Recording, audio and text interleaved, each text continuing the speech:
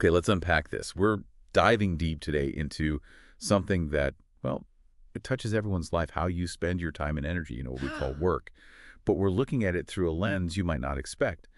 It's about aligning that work with your innermost self, your purpose, and how that can unlock, well, something the sources are calling true prosperity. Yeah, it's a really fascinating convergence, isn't it, of things that often feel separate, like your career, your finances, and what the source material really frames as your spiritual journey, your path of self-discovery. Right, exactly. And we've got some really compelling sources guiding us today. We're drawing from insights attributed to someone named Zoran, offering a perspective rooted in ancient wisdom, alongside the modern research of Dr. DeMartini. Ah, DeMartini, yeah. Known for his work on human behavior and, crucially, values. Exactly. So our mission with this deep dive is basically to take the core ideas and maybe some practical steps to present it in these sources and help you see how your work isn't just, a way to make a living. It can become an integral, maybe even essential part of your journey and a genuine route to a different kind of prosperity. A different kind, yeah. That's key. And there's a central idea here, and maybe it's a bit surprising, which is that true prosperity might not be what you first picture. Not just stacks of gold or external validation. Right. It's actually deeply, fundamentally connected to something utterly unique inside you, intrinsic to you. Exactly. That's the core premise, and it's put really powerfully in the source material. The idea that work and prosperity aren't separate from your spiritual journey at all. Okay. They're not like obstacles to overcome or things you need to compartmentalize. Instead, they're described as integral expressions of your cosmic alchemy. Cosmic alchemy. I like that. It sounds grand.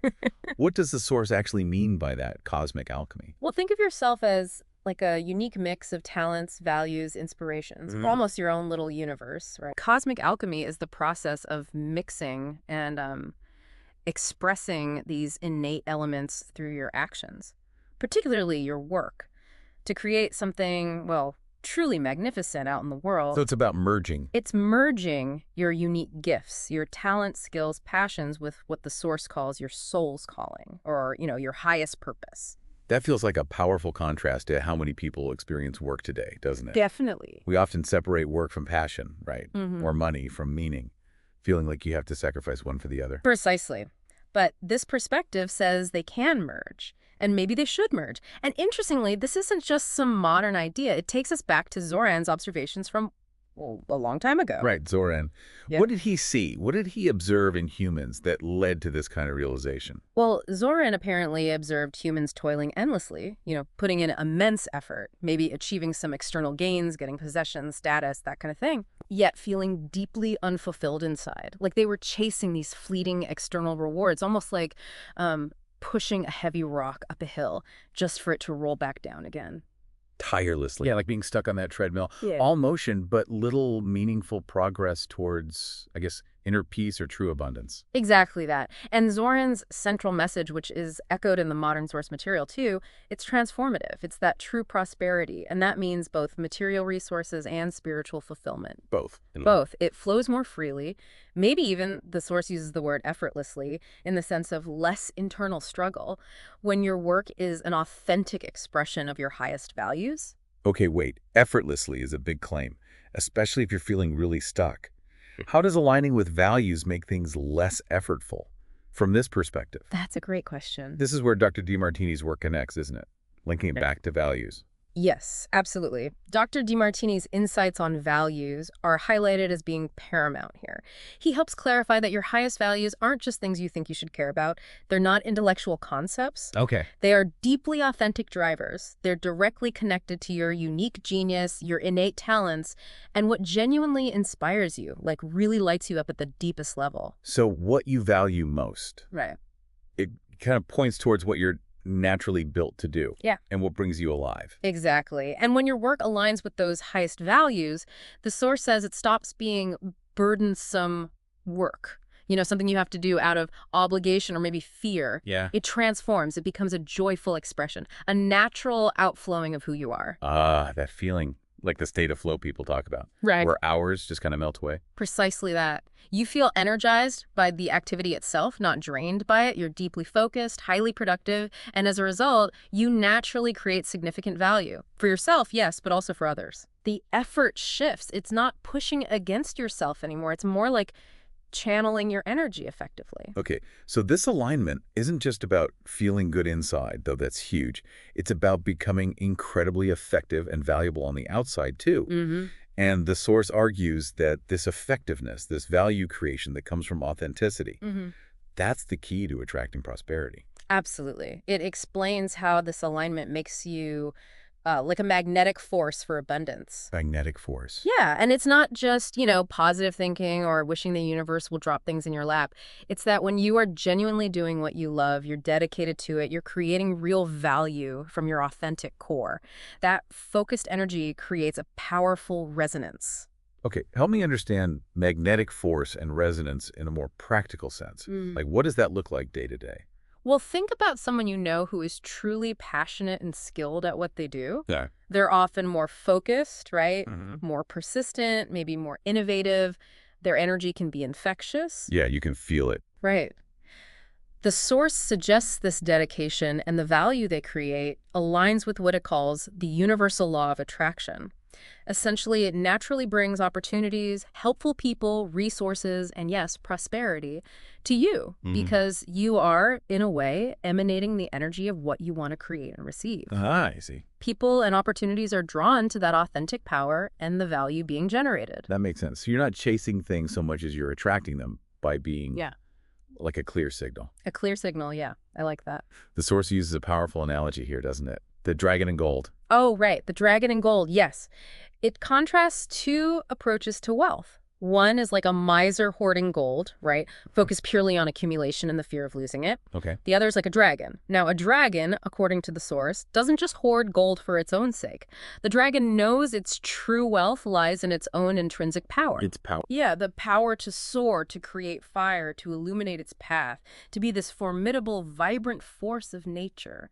True wealth, from this viewpoint, is in the capacity you embody and express through your unique nature, your inner fire. So the struggle often comes because people are focused only on accumulating the external gold, money, status, whatever, without tapping into their internal dragon fire, their unique genius and purpose. Exactly. Which, the source points out, often happens because they're working primarily from lower priority values. Lower priority. Like what? Well, the source highlights common obstacles. Maybe working solely for external security, which is often fear-based, or working for external approval, which is more ego-based. Things that aren't your deepest, most authentic drivers. Right. Chasing someone else's definition of success, maybe? Sure. Or just trying to survive paycheck to paycheck. Exactly. And another major obstacle mentioned is holding limiting judgments about money, wealth, or success itself. Ah, the beliefs we hold. Yeah.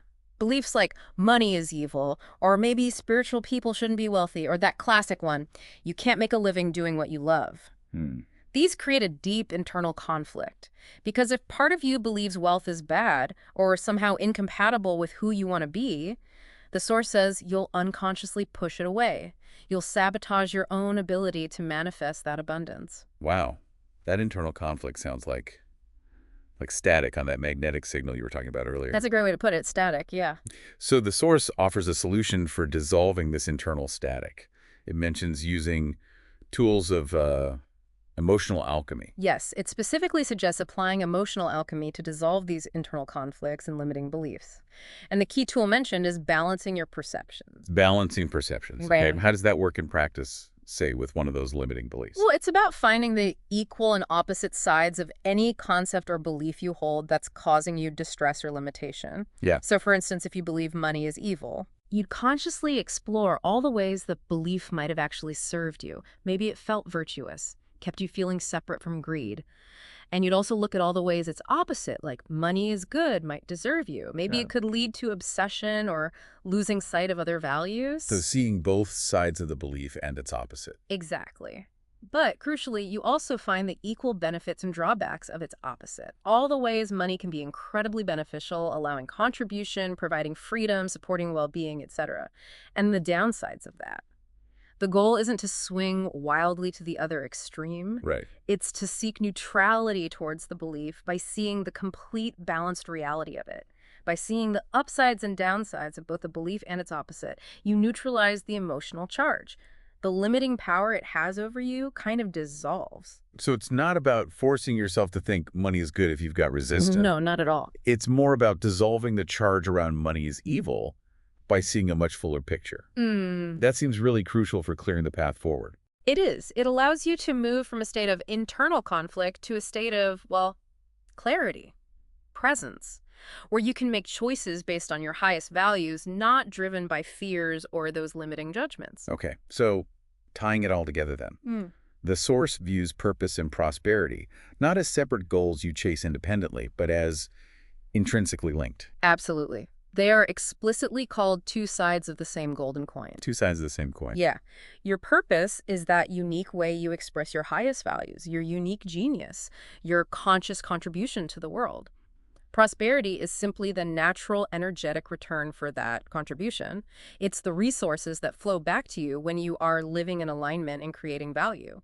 So living your purpose isn't something you do after you somehow achieve prosperity. It's the very thing that attracts the resources you need to fulfill it. Precisely.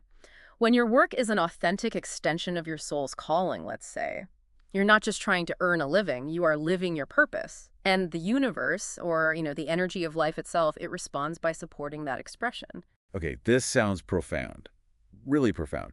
But how does someone actually begin to do this? Feels like it could be a huge shift. It can be, yeah. This source mentions a practical application, right? An exercise called the Prosperity Blueprint. Yes, exactly. The source outlines this prosperity blueprint, sometimes it's referred to as the Dragon Trial, as a practical way to start consciously aligning your inner world, your values, beliefs, vision with your outer aspirations and actions. Okay, can you walk us through the steps briefly? Sure. First, you revisit your top 3 to 5 highest values. Like, really get clear on what truly matters most to you. Where do you naturally spend your time, energy, focus? So step 1 is understanding your own unique operating system. Exactly. Then second, you honestly assess your current work or maybe the work you desire against those values. Where is there strong alignment? Where does it feel effortless, energizing? And where are the gaps, the conflicts? Where does it feel draining or like hard work? Seeing the reality, the current situation, or the path you want compared to your inner compass. Right. Next, step 3, you identify your specific limiting beliefs or fears. About money, about success, or maybe even just about the idea of doing what you genuinely love for a living. Getting specific. Very specific.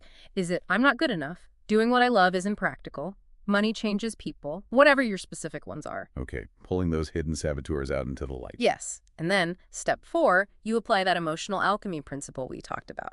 For each limiting belief, you actively look for and list, say, at least 3 equal and opposite benefits and drawbacks of holding that belief. Okay. And then the equal and opposite benefits and drawbacks of its opposite. This is the balancing process. It's designed to neutralize that emotional charge. Balancing the scales on the belief itself by seeing the whole truth, the good and bad of both sides. Precisely. Then, after doing that balancing work on your key beliefs, you move to step 5, envisioning your ideal inspired work. The vision part. Yeah. What does it look like, sound like, feel like? When you are living your purpose and creating value authentically, how does it serve others? Get as detailed and sensory with it as you can. Painting that picture of the desired future, but grounded in your true values now. Exactly. And finally, step 6. You identify one concrete, actionable step. Just one that you can take today to move closer to that vision. Just one step. Not like quit your job and overhaul your whole life tomorrow. Just one step today. The source really emphasizes that this exercise is about consciously aligning your inner world with your outer aspirations to start clearing the path. It's not necessarily about completing the whole journey instantly. Yeah. It's about intentional action, building momentum, one step at a time. That brings it right down to earth, doesn't it? Right. While still keeping that high vision alive. It's powerful because it really integrates the internal work with actual external action. So to wrap up this deep dive then, the core message from this source material, spanning, ancient wisdom and modern insight, seems pretty clear. Aligning your work, your daily expression of energy with your highest values and your intrinsic purpose. Yeah. That's the fundamental key. It really is. It unlocks true prosperity, both that internal feeling of fulfillment and the external flow of resources. It's a profound shift, isn't it? From always chasing external rewards to instead cultivating and expressing your internal truth and then allowing the outer world to reflect that back to you. It is. And, as the source encourages, dare to dream big. Not just about external success metrics, but about aligning your work with your deepest inspirations, seeking to serve the world in a way that truly lights you up from the inside out. Because the idea is in merging your unique wisdom with dedicated action and consciously aligning your purpose with your path.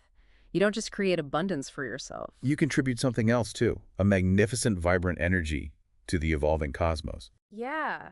Think about that. Consider that idea, the potential cosmic impact of you simply aligning your work with your soul.